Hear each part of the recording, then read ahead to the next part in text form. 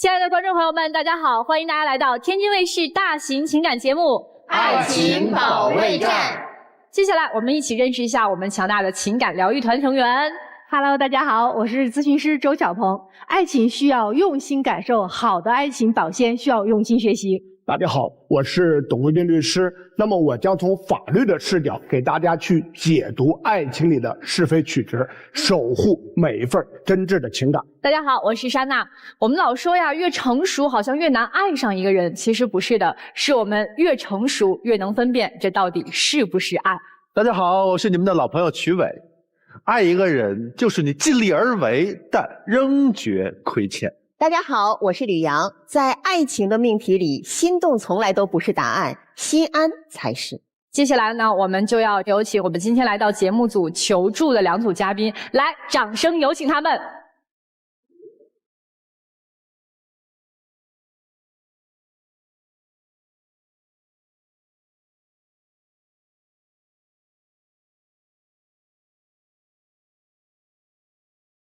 首先要疗愈的是本期第一对情感嘉宾王先生，23岁，来自黑龙江，自由职业；刘女士，25岁，来自河南，自由职业。他们究竟遇到了怎样的情感困惑？感情中最大的问题，从婚前到婚后，他们一家人合起伙来欺负我。他就像个怨妇一样，天天跟我吵架。感情中的地位平等吗？一点都不平等，一直都是我委曲求全，上赶着他。不平等，他太强势了，看谁都不顺眼。希望对方做出的改变，先让他妹搬出去，最好带着他妈一起走。别太矫情了，多理解理解我。这个火药味儿够重的哈。是啊，我先问问你们两个人结婚多长时间了？结婚1年多，谈恋爱谈了2年，所以也不短了时间，对吧？对，我这次来的目的呢，就是因为婚前他们家就针对我，各种挤兑我，婚后更是变本加厉，然后他也不作为，然后还跟着一块儿埋怨我，我真有点受不了了。咱们先说婚前，你说各种针对你，都怎么针对你了？就是婚前嘛，看我不顺眼，就觉得我是外地的，因为我们离得太远了，一个河南，一个东北。就开始各种讽刺我，看不起我，觉得我上赶着他似的。他妈妈这个人就是特别的事儿，当面一套背后一套。对，等一下，你说的是你的婆婆啊？对，所以你注意一下用词啊，给你婆婆看着之后，这个关系更没法修复了。没关系，因为她自己做什么事情，她自己心里面清楚。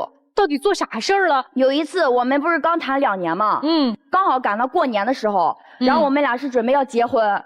他就是说，经常也给他妈妈说过这件事情，毕竟我们两个谈恋爱是挺好的。然后给他妈妈讲了，他妈就一直就是各种挑理，各种劝分。然后有一次过年，刚好他要回家，然后我就寻思吧，我也过去表现表现。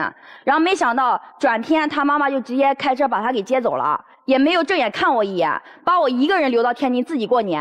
然后当时他就走了，到家第1天就跟以前不一样了，嫌我给他发消息烦，嫌我事儿多，然后也不提结婚的事情了。我说那你还回来不？也不回来了，都是他妈从中作梗，故意针对我。也没有人针对他，都是他自己这么觉得的。因为我们家那边吧，大部分结婚比较晚，都是28、9岁结婚。我们两个谈了1、2年恋爱，他就这么着急结婚，我妈肯定会多想，就以为他奔着我们家钱来的。他家条件一点都不好，2年来辛辛苦苦谈对象全都是我，俺俩一块挣钱。然后我也不怕吃苦，然后我们俩挣的钱都放到一块花，还觉得我花他儿子多少钱，租房子还是我自己花的钱，他还觉得我会害他儿子似的。就这种妈妈，这种婆婆。那我回到家里之后，那你天天短信电话给我轰炸，我本来被夹在中间我就很难受。你在中间难受，你为啥回家？你回家的目的是干啥的？你回家目的就是为了咱俩结婚。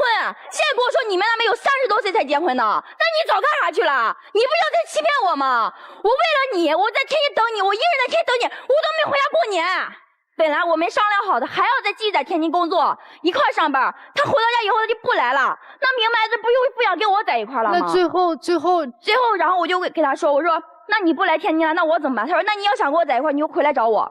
然后我找完他以后，他也没带我去他家，在一个镇上，然后住了一个小旅馆。他去回他家吃饭，然后我自己在那里边叫外卖，然后每次都偷偷摸摸的见我。看我的时候，我就给他说，我说，要不咱回去吧？你看咱俩在一块多好呀，就各种劝他。然后终于劝了好几天，愿意跟我回天津了。然后我就把他给带过来了。这段时间呢，我们在天津都挺好的，他也觉得我也挺好的，也是想跟我结婚。然后继续给他妈妈发消息打电话说这个事儿，然后天天说，他妈也有点烦了，然后就说那行吧，那就结吧。然后他说就把我带回去商量结婚跟彩礼的事儿。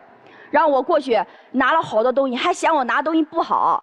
我一个打工的，我就这点钱省吃俭用的，我筹备了好久，还嫌我买的不好，挑三拣四。然后后来到他家里的时候，然后说什么彩礼给30万，我一听，咦，这么好，这一次咋这么好说话呢？上来就给彩礼30万，我还没来得及高兴，他妈来一句彩礼，先这样不给你，我直接放到这个房子首付里。那房子相当于没给我买呀，然后彩礼也要走了，什么都没有。然后后来我就怕他妈再不让他走，我心想算了吧，我自己喜欢的人，我愿意嫁给他，我什么都不要，我就想让俺俩以后好好的。房子在哪儿买的？房子就在这边买的。然后还没来得及，这个事还没掀篇呢，下一个事又开始了。他妈的手直接就是伸到我家里去了，给我家里人要钱。我的嫁妆是本来我爸妈心想嫁那么远，买个车的话，然后来来回回也方便，不行，绝对不愿意，说买车就是垃圾废物，不中用。这样说，然后就我妈这个人嘛，就觉得怕我就是要给她争执的话，因为我婆婆是个厉害的人物，都能看得出来，然后就怕我如果给她顶的话，我嫁过去再受气，然后就没给她顶，就说哎自己闺女愿意，那你怎么办？就同意了，把这个嫁妆钱又给她了。多少钱？20多万。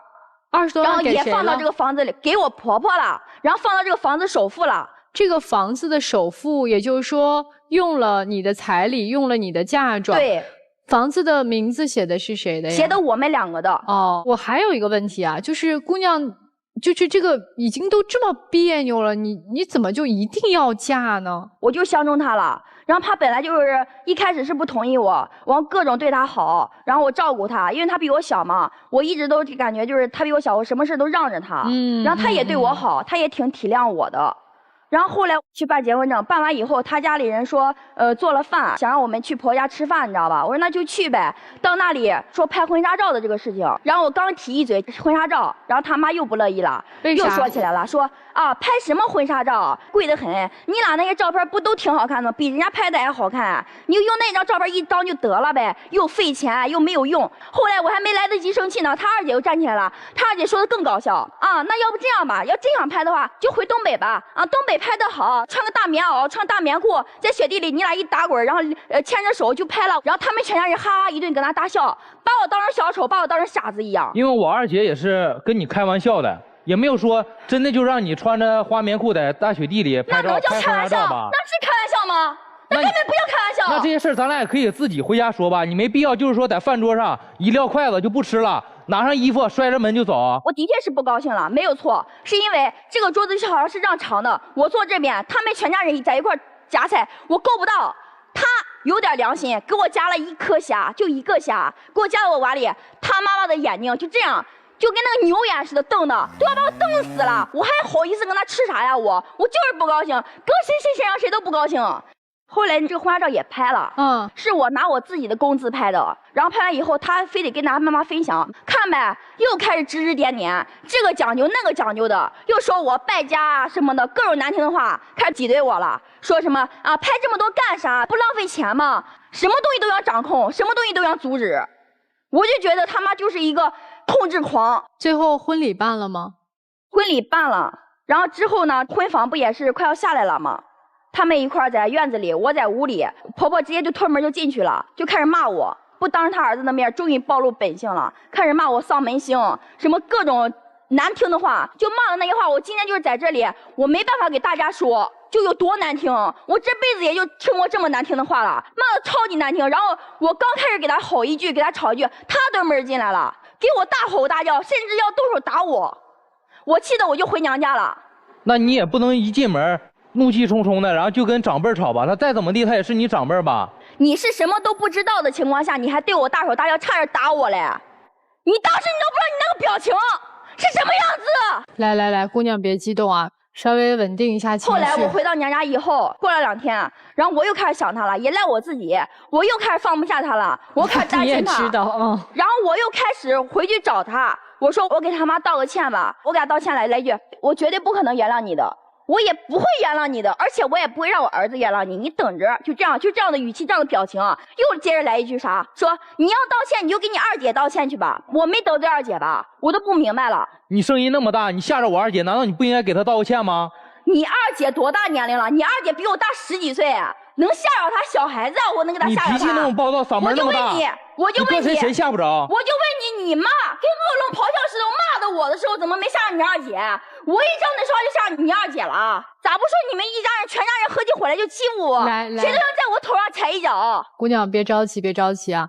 我问一个，就是咱们在短片里面说的非常重要的信息。你说现在婆婆和小姑子都住在你们家，就是都住在你们2个人的婚房是吗？对。然后这不是给他吵完架吗？我铁着头皮去讨好他二姐，给他二姐道歉了。道完歉以后，我们婚房不也下来了吗？就开始搬进婚房住。然后我就觉得，哎，日子总算安静2天了，终于可以清静了，俺俩就好好过日子，对吧？然后结果没想到一推门，他妈过来了，他妈拎着大包小包锅碗瓢盆过来了，来我家住了。我这事情我提前我啥都不知道，他什么都知道，他们不告诉我，凭什么我什么都不知道的情况下，你就随便把他给带进来呀？那我妈搬过来，我也是提前1天我才知道的，而且我知道我这个事儿跟你说完之后，他肯定会生气，我们俩肯定要吵1宿架，1宿都睡不了觉。然后结果他就给我争吵一番，说他妈妈就该住这个房子来，知道吧？就觉得他拿这个彩礼钱了，我妈也就掏这个钱了，就活该住这里。到这个房子的第1天就开始出幺蛾子，就开始找事儿，啪一下把窗帘打开，噼里啪啦那个屋里说是打扫卫生，把什么东西都撒掉，故意吵醒我。然后后来我起完以后上厕所，更气人。说我上厕所时间长，怎么不睡到厕所？怎么不待到厕所里？搁厕所里吃饭呢？那你上厕所的时候在厕所里边一盘，你那是说谁呢？就是说我呢。你妈妈不是在黑龙江生活吗？对，直接搬过来了。为啥要来天津呢？因为我小妹嘛，我小妹她是大学毕业要来天津发展，然后我妈为了照顾她，她过来的。你妈不是来照顾你妹的吗？为什么要住你们的家呢？她妹还没来呢。哦，先来给妹妹叫打前站，对吗？对，先把我这个人给就是说整顿我。人家妈妈是来给妹妹打前站，什么叫整顿你？就是想整顿我。从结婚到现在1年多了，我没吃过家里的一口饭。我对鸡蛋不是过敏嘛，然后就每顿鸡蛋，就每道菜每个汤里边都得淋点鸡蛋，知道吧？就这么严重。婆婆对，她知道，他们一家人全部人都知道。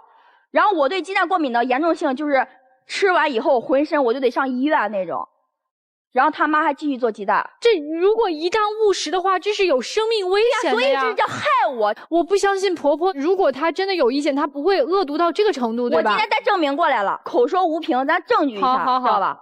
看没有，1年4季这样，1年4季的都是这样的，包括那碗鸡蛋羹，还有就是啥离谱到必须还得切个那个水煮蛋，都得整一盘。那你不吃鸡蛋，你不能说不让别人吃吧？对。那你可以不吃鸡蛋，你可以吃别的吧？看没有，就是这样的。后来我等会儿，男生，我想问一下，你老婆是对鸡蛋过敏吗？对。过敏有多严重？你看到过吗？身上会起那种小红点儿。就起一点小红点，还是成片成片的？成片的。那如果这一顿饭他什么都吃不了的话，怎么办呀？这个其实我也知道，所以说家里就是经常会备些牛奶啊、面包那个。不是，我想好笑吧？这4个菜是一顿的还是拼的？一顿饭。你妈妈知道她过敏吗？知道。你有跟你妈说过你媳妇儿过敏有多严重吗？也说过。那这是一顿饭，你妈妈做的是只做了1次，还是她说的几乎每天都是？每天都会有一点，但是就是每天都有鸡蛋，是这样子吗？对。每道菜都有鸡蛋吗？是。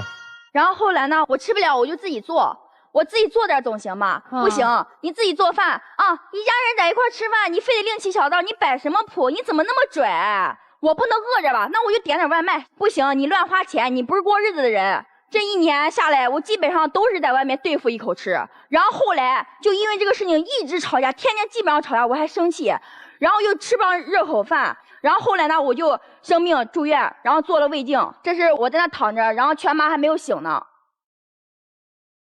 你看看，你自己回头看看。但是检查完之后也没有多严重，就是浅表性胃炎嘛，吃点药就好了。你应该是一个万幸的状态，怎么说又不是什么多大的病，不是？因为我觉得也不是很严重嘛，他就是闹的，就是觉得特别严重。然后可是你这每一顿饭都不让人家姑娘吃饭呀。也让他吃，家里也有备的那个火腿肠之类的。谁家饭吃火腿肠啊，小伙子？你天天吃火腿肠吗？你天天吃吗？我觉得我也可以啊。你怎么没有人性的呢？然后后来因为这个胃炎，这个胃病，然后我从120多斤瘦到现在这个样子。你看看我那时候是什么样子？我这么胖，半年多一点，我瘦到90来斤。你看我还有肉吗？你自己看看我还有肉吗？我能问一句吗？你爸爸呢？我爸爸在青岛，没和你妈妈在一起生活。对，没在一块儿。为什么呀？因为他在那边还有工作嘛，然后之后他一年回到家里多长时间？都是过年过节的时候回来。然后后来呢，有一天下班又是在我不知道的情况下，又是没人告诉我，他把他妹妹从东北接过来，他妹妹还带了一个谈的不知道2、3天的男朋友一块儿来我家了。这个情况下，婆婆一间屋子，俺两个一个婚房一个屋子，一共就2间屋子。我就问他，我说那住哪里？咱俩住哪里？咱俩住沙发呗。妹妹只是暂时来吗？说是暂时来，分明就是常住的打算。来住了多长时间了？已经？从上个月现在到现在差不多有1个多半月了，快2个月了。我们就一直在沙发上挤着睡。你们2个人在沙发上睡？对，没有错，没听错。妹妹带着男朋友？对，谈了不到2、3天。你妹妹谈一男朋友，你妈妈就眼睁睁看着自己的女儿可以和别的男生在一个房间吗？因为之前他们也相处过一段时间嘛，然后之后家长互相都见过了。那我为啥不去租个房子？因为妹妹不是要来天津长期发展嘛，对吧？对。那为什么不去租个房子呢？因为她大学刚毕业嘛，实际工作又没找到，又不知道工作找的是好是坏。在这住也就算了。我自己的屋子被霸占了，对吧？然后我每天洗漱完，我得回我屋子里拿点东西过来，我不能全搬大厅嘛。有一次我就多拿了2趟，然后这个偏眼子婆婆又出来了，说啥嘛？你要拿，你1趟拿完，你别老是往别人屋子里钻，就这样的语气，比我这还要恶毒。然后等有一天我下班回到家的时候，我发现我的窗帘子被妹妹给换掉了。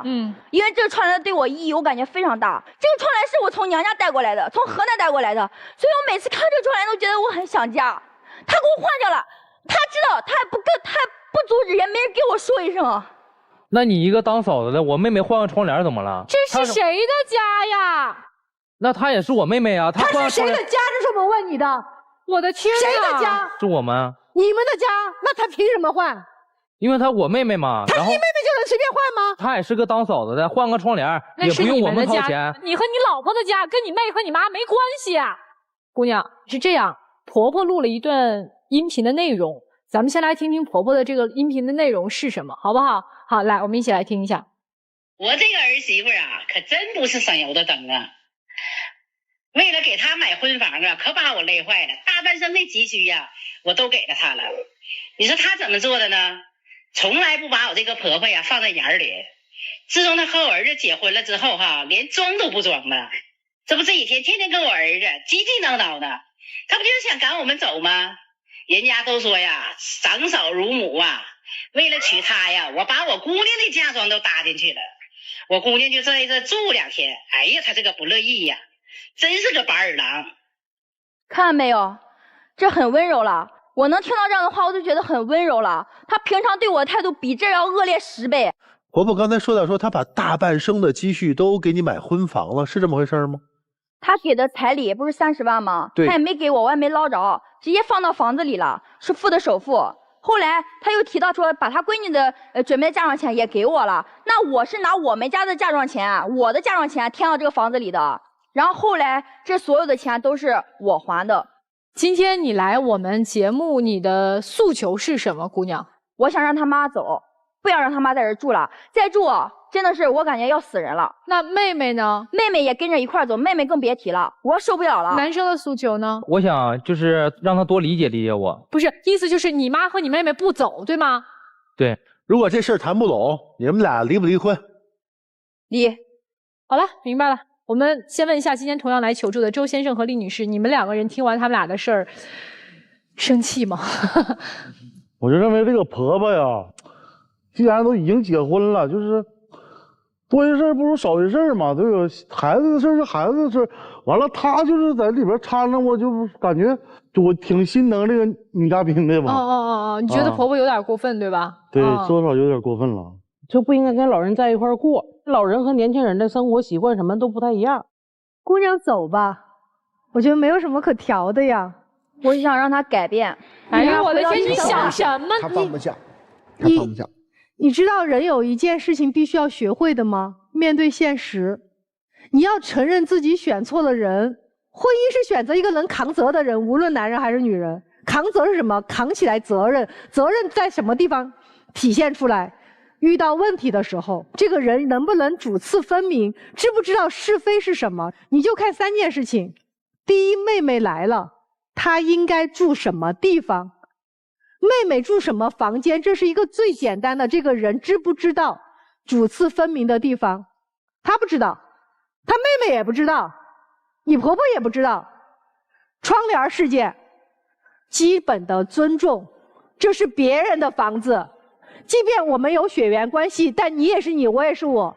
窗帘他不问你们的情况下随便换，这叫不尊重人。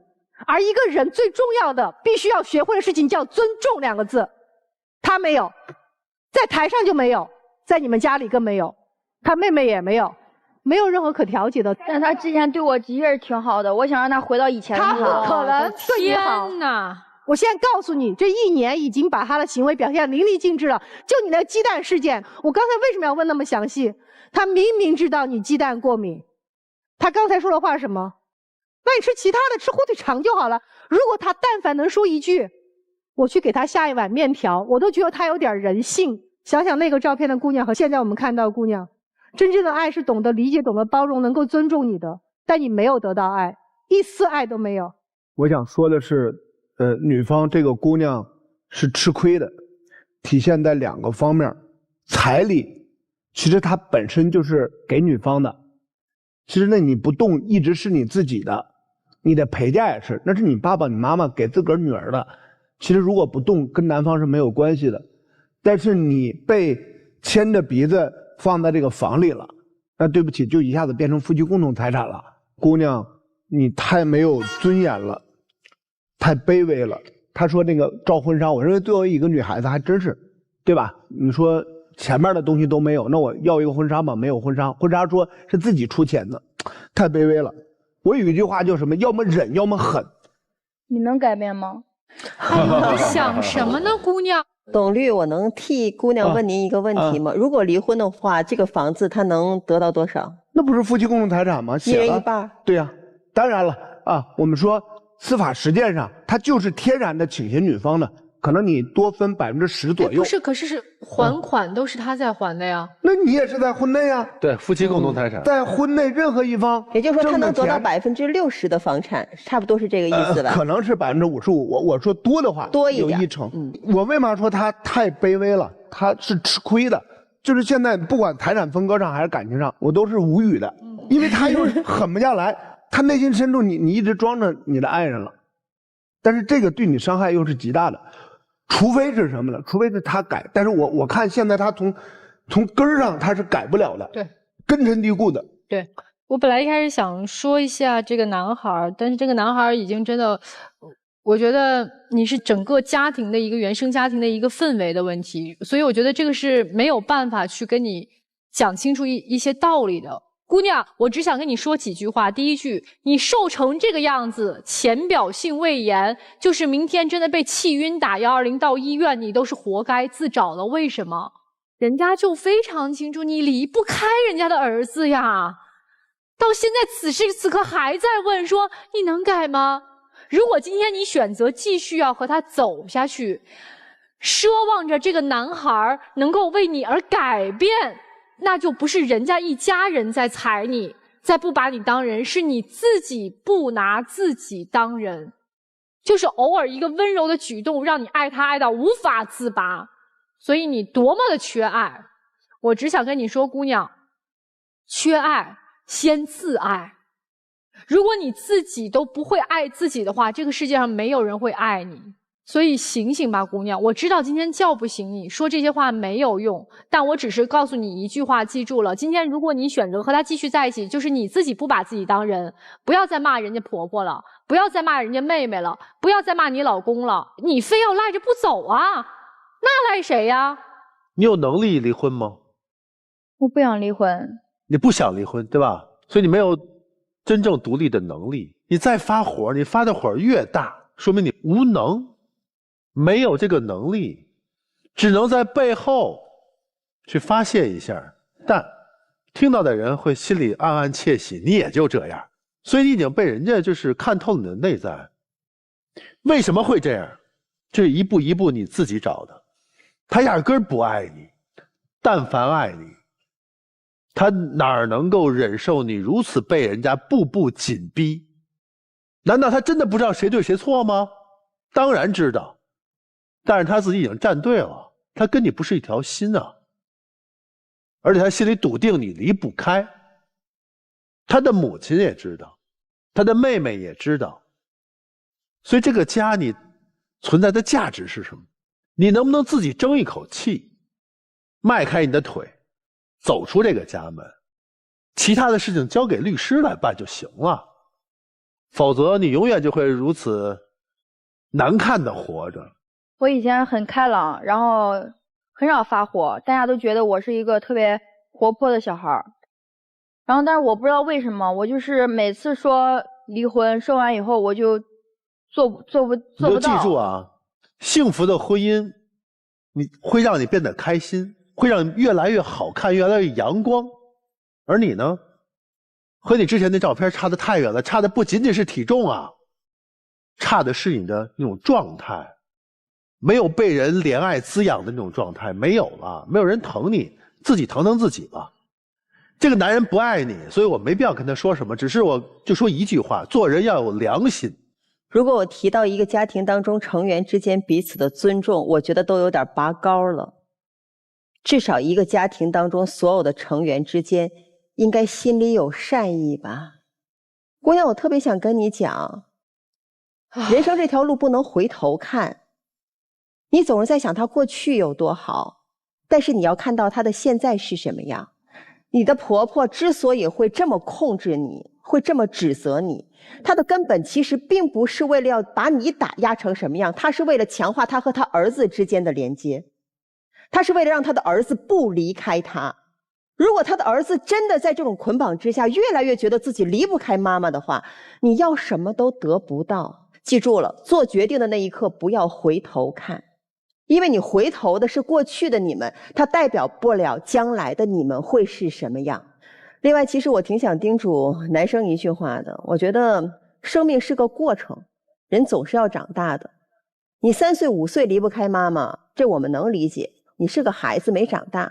你20几岁30几岁甚至再大的话，还和妈妈捆绑得这么紧，你知道你妈妈什么样的儿媳妇她才满意吗？什么样的她都不会太满意，因为每一个出现在你身边的女人对于她来说都是会把你抢走。所以真正遇见看到妈妈存在的问题的时候，你真的要明白一件事，你要站出来去告诉妈妈，妈妈，我和你的想法不太一样，否则你这一辈子只能是这样，然后更差。二位坐那儿想一想我们说的这些话啊。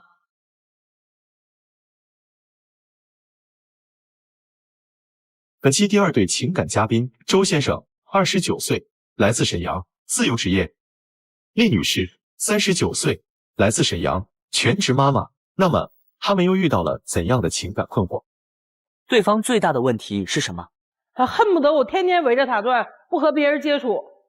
我越为他着想，他越当机上脸。你们的家庭分工？他负责挣钱，把我困在家里带孩子，在外边挣钱，在家干活都是我。希望对方做出的改变，别总疑神疑鬼的，天天监视着我，把孩子看好，跟我在家好好过日子。总感觉这怎么话里有话呢？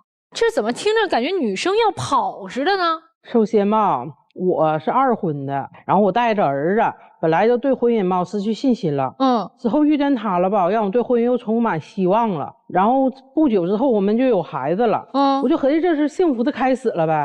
没想到矛盾出现了。婚前吧，他是做那个美甲的，在我知道这个行业里边，美甲应该是都是女同志做的，对不对？对呀。有一天我那个下班早，完我就给他个惊喜吧，早点去接他。我到那一看，他跟一个男的搁那聊得热火朝天的，完俩人还把手拉上了，当时我就受不了了。你就是太小心眼了，你知道不？你给我解释的机会了吗？上来你不分青红皂白你就骂人家呀？我店里吧，不光是做美甲，还有一些护理。现在男的活的不也挺精致的吗？他来做护理不也很正常吗？对不对？做护理，对，手部护理。哎，他就不管那事儿了，到来就给我吵吵，搁店里边，给我店里所有人都大干一仗。那你说我给人做护理不用手，我还用脚给人做呀？这是您之前就是生娃之前在做的工作，对吧？啊，对。之后就把我带走了，不想让我干了。然后我就让他跟我回家了。然后我当时摆个小摊儿，那时候也赶巧，完了她怀孕了，我也不让她干什么活。她这人就是什么呢？就是一点就异性边界感都没有。这又怎么了？就4个男的她都能给你唠半个点以上。你说人那天我是怎么似的？他让出摊儿，那突然来了个大哥，挺有气质的，他可好。你说正常你说2句话得呗，他不的，追着人跟人唠。你说人大哥就是正吃饭呢，在这桌吃饭呢，他上这个桌坐下唠，把我晾到一边，摊儿也不管了。完了大哥呢就换了个桌，他呢跟过去了，就跟那个大哥唠。完了还问大哥，你说对吧大哥？你开门做生意，你是不是得对人热情啊？来的人你是不是都得招待好啊？除了那大哥，没别的顾客了吗？当时？对呀，怎么没有顾客呢？那别人我不也照顾了吗？你咋照顾的？给人耍脸你就照顾大哥了，当时他有消费实力，他能多买东西，那我肯定不得选择性的吗？买了吗？饭吃一半，人走了，下饱了。但是为啥呀？你给人拿大餐半山的脸子，瞅你那样不能跟着吃。哎，结果又不让我去了，让我搁家待着了。在家待着消停了吗？晚上了8、9点钟了，他电话响了，我就问他接电话呀，他告诉我那个广告推销的，完我就抢过来接了，刚喂了一声，啪就抢过去了。你就是想太多了，你知道吧？就是我以前那个前男友，好多年没有联系了。再说了，我第一时间就把电话摁免提了，就对方说啥他也在听，都能听着。我也跟他说了。我说我现在有男朋友，我也马上要结婚了，我跟他也不可能了。对，他不依不饶啊，没完没了的。不是前男友找你做什么事儿啊？他也想复合，对。哦，要复合啊？5、6年一直没联系，没有联系，因为当初分手的时候都是，哎呀，就是挺决绝的那种。就这些都不重要，对我来说，我就是重要是啥呢？你说我跟他这个前男友涛儿。他哪怕能帮我说一句话啊，作为大老爷们儿，对不对？我心里能平和点。他可好，一句话没帮我说，全说我没事找事儿。不是，那话都说得很明白。你说你俩骂仗，你说跟我有什么关系啊？这事过去没多长时间，我这边就正玩游戏呢，他也跟我玩游戏。完了吧，他就是一会儿退出去，一会儿进来，一会儿退出去，一会儿进来。我问他，我说你干啥呢？他说跟朋友聊天，我就抬头看了扫了那么一眼，我看是男头像，我就没新鲜玩。我问他，我说你跟谁聊？我看一眼，不给，死活不给，就咋说都没有用，就跟异性又聊天了。对啊，最后发现这异性是谁呀？我现在也不知道，他就没就是解释，不给我解释啊。他跟我说是他儿子的那个朋友，完这事不了了之就完事了。完事之后，过了没有几天吧。我就心里就有这个结，我就合计他有没有就别的号啥的，我就切换了一下，真有，那个号里就2个人，一个是他儿子，一个是他之前删了那个男的。我怎么建那小号，你自己心里没数啊？那现在小孩因为总也不来我身边，跟姥姥在一块过，咱家那老大，那他不怎么跟我交流，我就为了跟他一起玩游戏，不有共同话题吗？能唠到一块去吗？所以那阵建的那个号，之前吧，孩子也用我那号，他在玩。就玩游戏啊，就是你有微信小号啊？对，但我从来没用过那号，我也不上，就纯属是登录游戏用的。重点是你本来删了的那个男的到底是谁？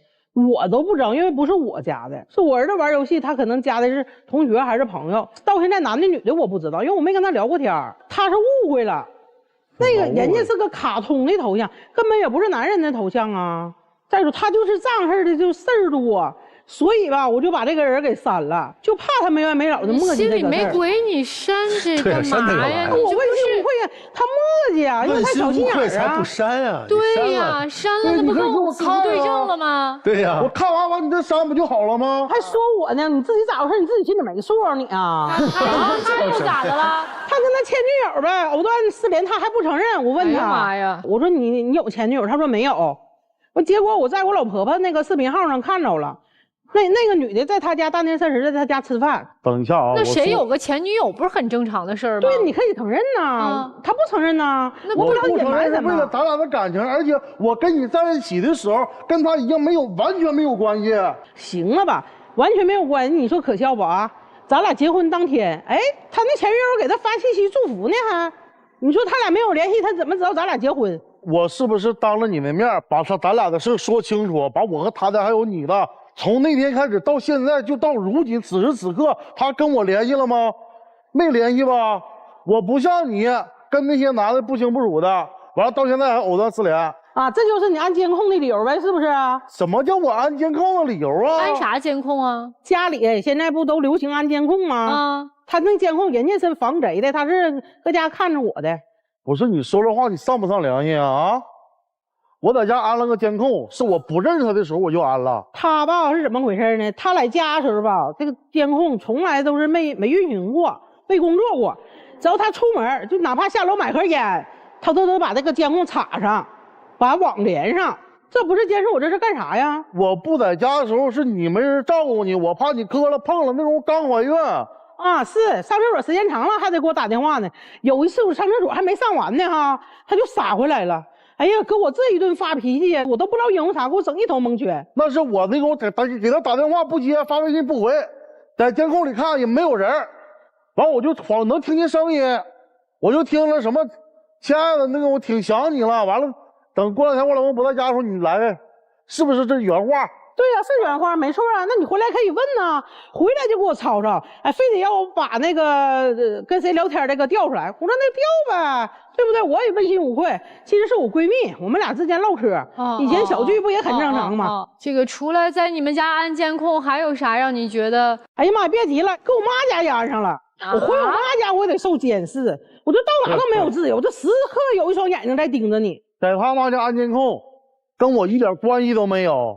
是他问我这个监控怎么样，他儿子在他妈家，他就想看看，有时候想儿子也能看看。我说那行，能看这实时监控吗？对不对？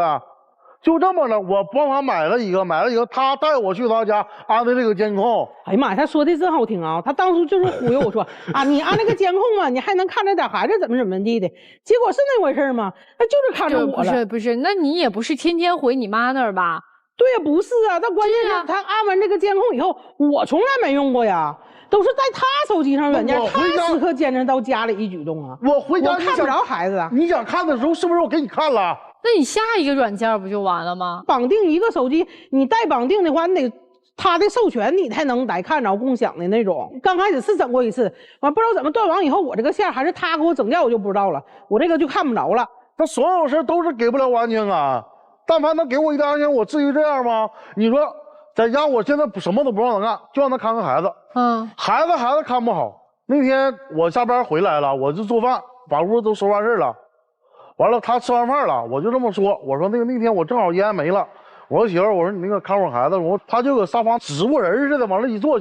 后来我可能就是给他磨叽烦了，他直接告诉我看不了一点，爱看不看。当时我脾气也上来了，我那就谁也别看，就这么着，我就下楼去买烟去了。就买个烟，中午上来，完我看他抱孩子搁那哭，我这咋的了这是啊？完我一扒拉，那孩子脑袋磕的这么大个包，当时我都心疼完了，我就急啊，我就说他两句，他还不乐意了。我告诉你啊，这我得说一下，之前我生咱家老大的时候吧，我妈还年轻，还能帮我带孩子，我纯属没带过这个。这老二也属于像我第一次带似的，我也没有什么太大的经验。这小老二从出生到现在吧，我天天晚上整宿睡不着觉啊！我白天起来，我这头发大把的掉。他现在也帮我分担不了，我在家真的我都要抑郁了，我天天我都受不了了。我还怎么帮你分担啊？回到家第一件事是不是孩子给我啊？孩子给我，你上那屋该玩电话玩电话，该刷手机刷手机。家里面谁做饭啊？他做饭。我做饭。谁收拾家呀？我。他收拾。哟。谁洗衣服呀？我。谁洗碗啊？就是这些事全是我，他只负责带孩子，而且还带不了。他现在完全就是整个人心不在这个家，总想着天玩，就想出去。而且你说我俩现在吧，经济不是那么太好，就没有什么存款。之前嘛，刚怀孕那阵儿，他就要出去旅游，我说那近边的咱就玩一玩，溜达溜达就完了呗。我说现在不是刚怀孕，不在家不养胎吗？他不干，他说那个等到孩子出生了之后，完了啊又喂奶又什么，就以后就没时间出去了。我说那行，那就去吧。从沈阳到延吉，从延吉到北京，从北京再回到沈阳，就这一圈。我在高速上开车，那功夫开了将近20来个小时了，当时就是真困了。完了吧，前面有大车，灯还不怎么亮。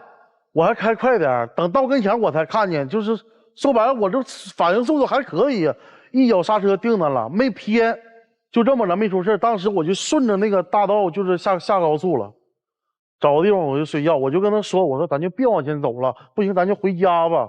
你说都出现那种事了，他就是从来就不想这后果是，你知道那是什么后果吗？那就没了，那就啥都没了。他不干，非得按照原计划走。前后花了将近4、5万块钱，你说当时哪都用钱，到时候还得生孩子用钱，坐月子不还得用钱吗？孩子还得买那些乱七八糟东西，全是钱。他从来不想挣钱，不就是花的吗？你知道赚钱多难吗？多难不也是暂时的吗？现在我是没办法，搁家孩子没断奶，搁家照顾，那之后我不也能上班出去工作了吗？家里不就没这么紧巴了吗？我就想让他好好的把所有的东西放下，全心投入我这个家庭里。不是，但是婚后你做了什么，他就认为你心在外面了？没有了，婚后没有了。没有吗？这可能就是过度没有了。非让我说出来吗？你说吧。没有吗？他把监控自己拔了，你知道吗？因为我在外地。后来我听我朋友跟我说的。你就听朋友说的话可靠吗？不是，朋友说了什么吗？他就说一个男的去我家了。朋友为什么知道家里进来人了？对呀，你朋友怎么知道的呀？他在我家楼下看见了。在你家楼下看到上咱家来了？这不可能吗？你朋友怎么那么有时间，那么闲呢？看到一个陌生人进一个楼道，就铁定判断这个人是要去你们家。他是怎么能够做出这种预判的呢？是我走的时候，我让他帮我看着点。他还安排朋友在你们家楼下，算是那我都不知道啊，那我都不知道这事儿。哦，那所以确实是有人去你们家的，对吧？没有。他说这个是假的，根本就没有。哦，好，我有病啊！反正就是各执一词，这个真的是说不清。对，男生的诉求就是要怎么样？我让他回家好好过日子，别说具体，咱说具体，你让他到底怎么做？人家在家里，你说一个男的去了，他天天跟你形影不离，你就踏实了。他现在就想把我拴在裤腰带上，不要与外界人。我觉得听着像。男生也说不出来他真正的诉求是什么，他就是说，我觉得就让他把心放在家里，别人的想法，你说你怎么可能控制得了吗？我们先来听听刘女士和王先生有什么想说的吗？我觉得我这点我做的挺好的，我就特别信任他，我从来没有说不信任他。你也真没法不信任他，就已经欺负成这样了，还问你能改吗？这。你看人家大哥洗衣服做家务样样都管着，我感觉人家大姐比我幸福的多了，我都可羡慕她了。没救了，我放弃了。来，谢谢你们啊，谢谢你们。来，女士，你知道你老公想要什么吗？安全感。他想要你认可他，他不是想要安全感。因为爱人之间彼此就是都知道对方是有缺点的，有人可能就是没有那么多情调，有人可能就是没有那么多时间。但是我们既然选择那个人，一定是接受的是对方的缺点，我们不是跟对方的优点在一起生活，我们就是跟对方的缺点生活。所以他要的就是你对他100%的认可，他要你心疼他。刚才有一个点，我觉得你们两个完全不在同频上。他说我开车开了20个小时，嗖的一下我刹车，他说的是我都快给撞死了。他说我很累，可是你说的是什么？你说那不是就是要旅游吗？旅游就是要花钱吗？钱来了没事再挣嘛。他说的是我很累，我希望我媳妇儿心疼我，但是你根本没听到他想让你心疼他。更需要的是你们彼此去把内心的感受敞开的告诉给对方。你可以直接告诉给他，你说老公，我现在有个监控，我很闷，我很害怕，我会觉得好像我不自由了，而且我也不知道该怎么去当妈妈。其实我那时说，我就感觉像没来家的感觉，我就是想表达这个意思。那你可以告诉给他，我也知道你可能是担心我，你可能害怕我受个伤，你可能了解不到。那我可能表达比这些都重要，感受到对方给你的爱更重要。所以我给你们的建议就是，不妨学会如何去表达关心、表达爱，以及表达对对方对你的关爱的理解，可能对你们来讲才能继续的过下去。我从律师的角度，我跟你说啊，好多手段是可以查到一个人的具体有没有过错情况的。我当然相信你没有这些问题，但是一旦有的话，他是有办法的，这是我要跟你说的啊。另外呢，我要说的是，真的，你老公真的非常非常爱你，那你跟这哥们比，是那是好多了。哎呦我天哪，终于说了，他回家他做饭还弄孩子，我的天呀，好多特别忙的这个男士好像是做不到的，你就一定要感恩。还有监控，要不你先别装了，他现在反感，你俩现在是恶性循环，我希望你相信他，然后你正向一下，然后我们作为女方来说，我建议你不要让他回来以后上了一天班，再让他洗衣服做饭看孩子，你就即便你没有这个社交这个问题的话，慢慢的他也受不了。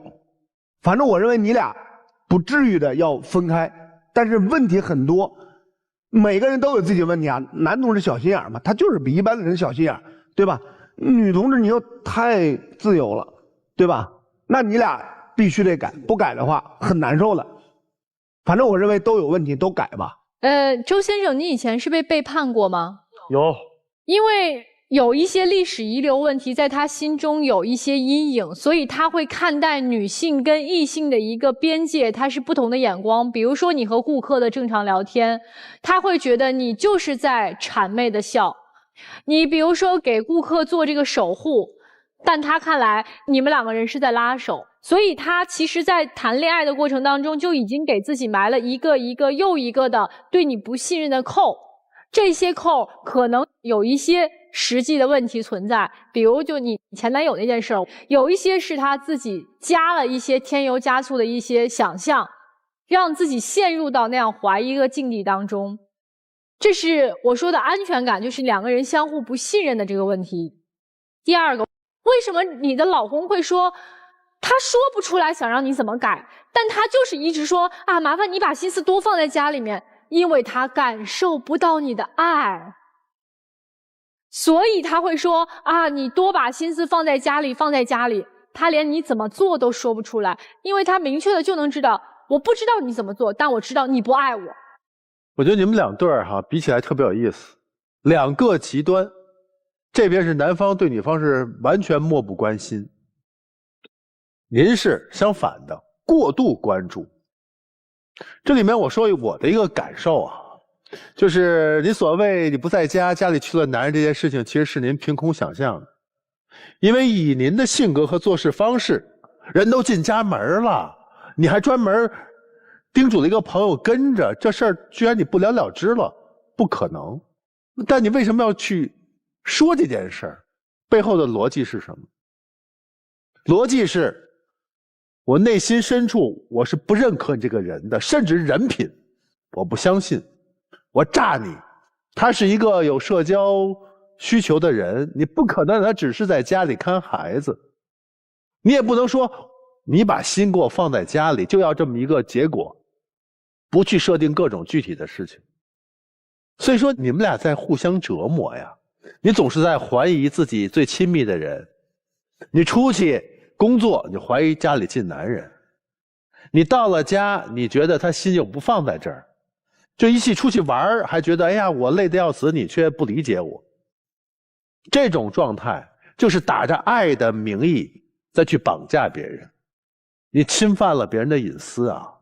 所以说好好想一想，即使再亲密的夫妻也要有距离，也要有隐私，也要有空间。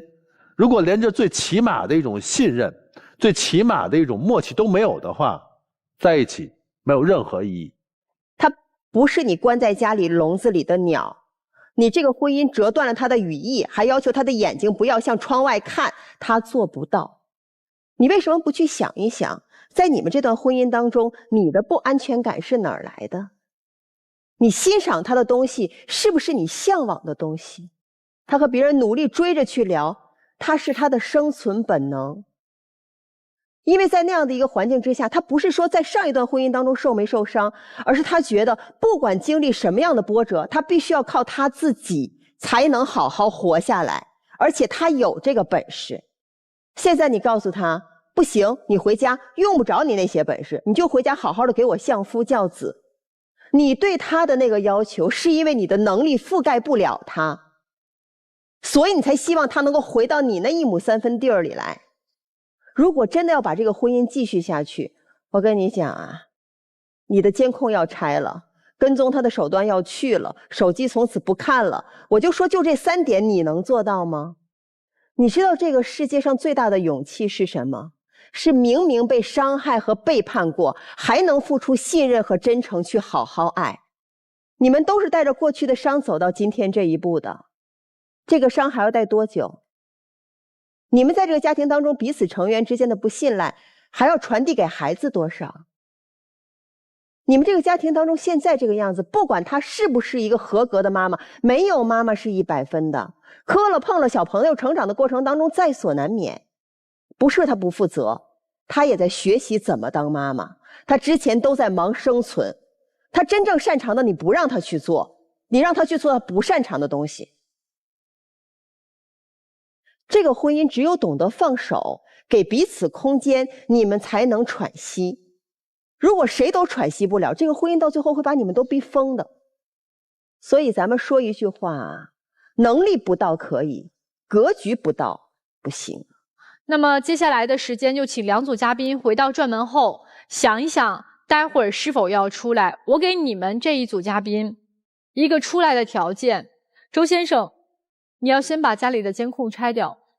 如果你同意这个的话，就最起码我做一点点的努力和改变，让我的老婆知道和我在一起我们是能够修复的。如果你一点努力和改变不愿意做的话，我觉得那您其实就等同于说我再把我的婚姻推向悬崖。接下来王先生和刘女士，你要如果出来的话，就是同意让妈妈和妹妹搬出去住，而且是由你亲自说。对，要不然就别出来，就别出来，行吗？好，爱妈妈不是说把妈妈放在自己身边。来，请各自回到转门后。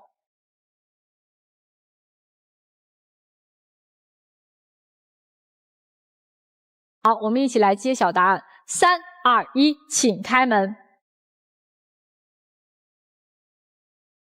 哎呦，哇，出来了！希望真能做到。无所谓啊，只要有这个勇气就行。你不带忽悠我们的？没有，我其实刚才听几位老师说的，确实就是我之前确实挺忽视他的，然后总是太向着妈妈跟妹妹嘛，然后总是忽视他，对他照顾也不是很周到。就是你回去会跟你妈妈妹妹谈吗？会，我自己肯定会。你有这个信心吗？有。但女生如果她做不到，你怎么办？做不到我也就死心了，我就不再执迷不悟了，我就给他最后一次机会吧。女生，她如果做不到，你们俩自己租房子住，自己出去租房子住，方法有很多种，就看你们两个如果真心相爱，能不能共同面对困难。抱抱吧。在家都没这机会。好，谢谢，请亮灯。希望你俩好好的啊！好，谢谢你们来到节目，来这边请。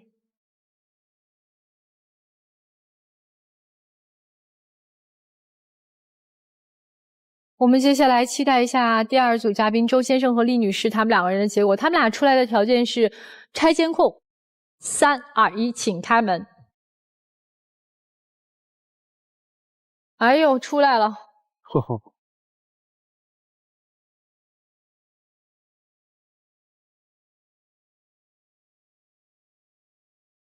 我同意把监控拆掉，再也不那么监视和怀疑我媳妇了。你还她自由，你可能也能感受她全身心的回到了这个家。不管怎么样，试试吧，试试吧，反正先能把监控拆了，是不是你能舒服点儿？好，来，接下来的时间交给你们2人。对不起啊。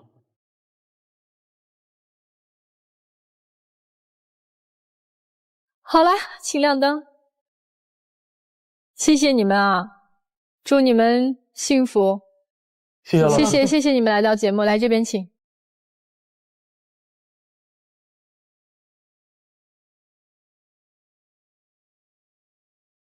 好的，接下来呢，让我们一起进入婚恋新说法。